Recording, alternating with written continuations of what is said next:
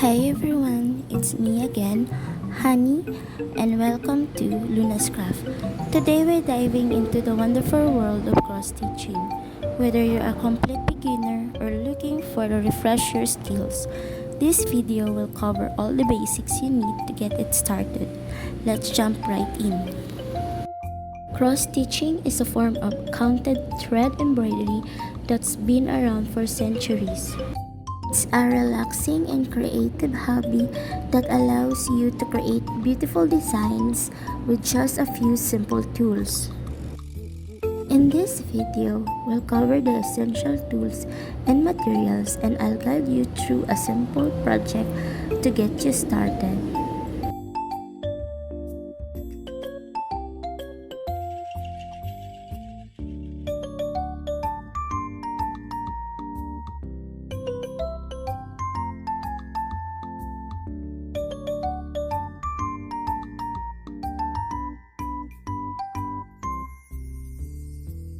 First, let's talk about the tools and materials you'll need.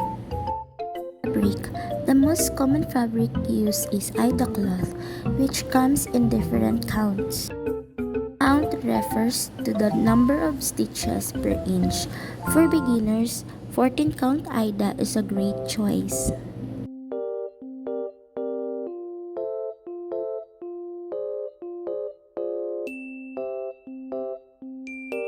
Next is the needles.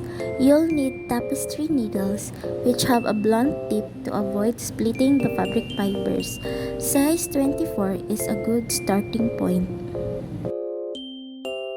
Next is embroidery floss. This is a thread used for cross-stitching. It comes with a wide range of color and you can separate the strand to adjust the thickness of the stitches.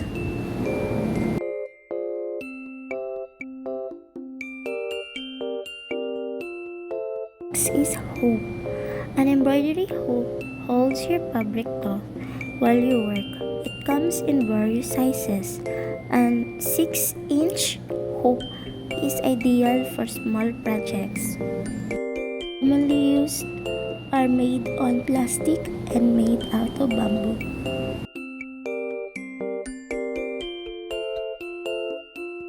Next is scissors. Small sharp scissors are essential for cutting your floss and fabric. Any scissors will do. And finally, the pattern. You'll need the pattern to follow.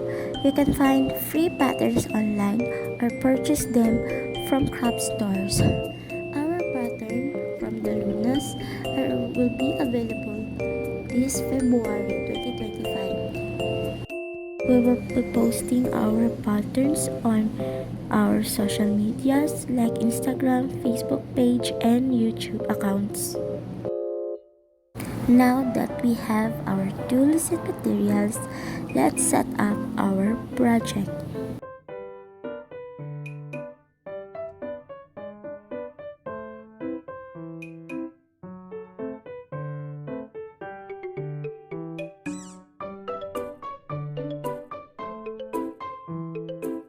Place your fabric in the hoop and make sure it's nice and tight.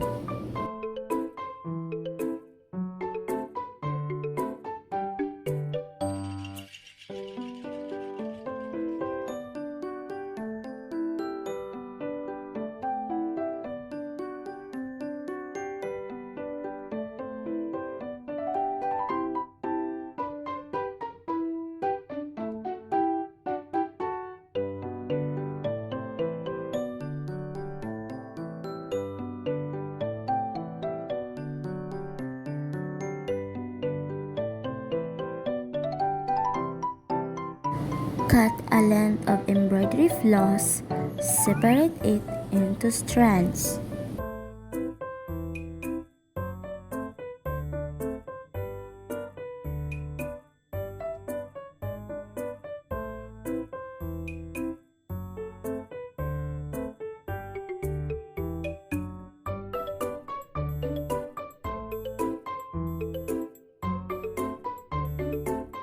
We'll use 3 strands for this project.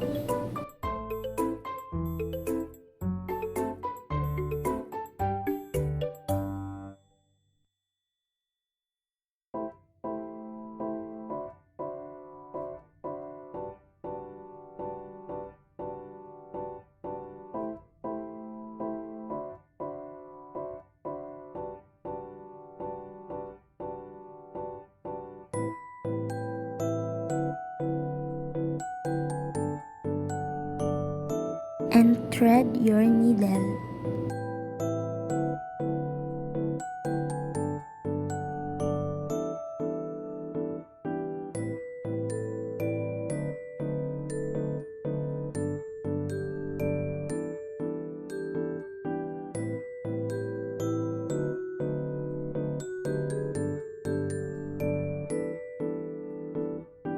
Let's learn the basic cross-stitch technique.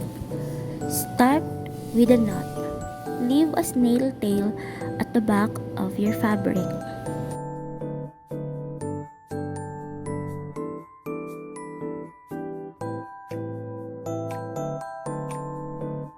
Bring the needle up through the bottom left hole of a square on your fabric.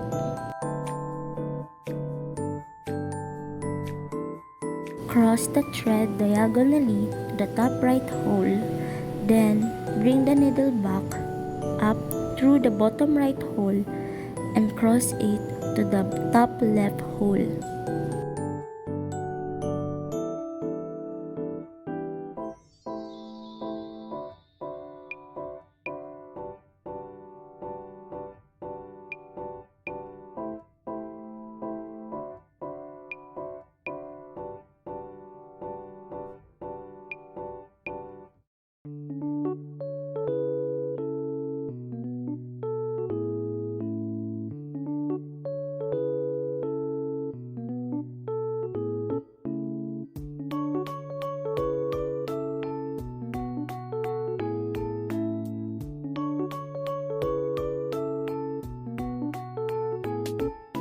Repeat this process to create a series of X-shaped stitches. Follow your pattern.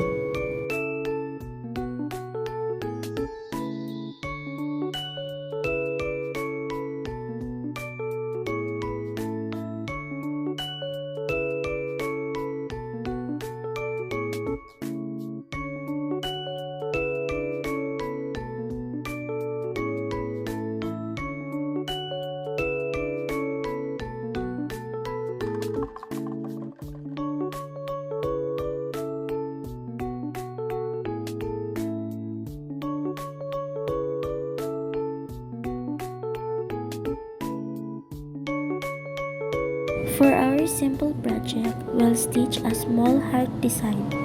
Here's the pattern. Once you completed our design, it's time to finish your project. Tie off the thread at the back of the fabric. You can frame your work in the hoop or use a traditional frame. Here are a few tips and tricks in keep in mind. Number 1 is count carefully. Double check your stitches to ensure you're following the pattern accurately. Second is keep it clean. Wash your hands before stitching to keep your fabric clean. And last is take breaks. Cross stitching can be relaxing, but take breaks to avoid eye strain and hand fatigue. And there you have it. You've completed your first cross-stitch project. I hope you enjoyed this introduction of cross-stitching. If you have any questions, leave them in the comments below. Don't forget to like, share, and subscribe for more crafting tutorials. Happy stitching! Always remember, creativity never sleeps. See you next time on Luna's Craft. Bye, crafters!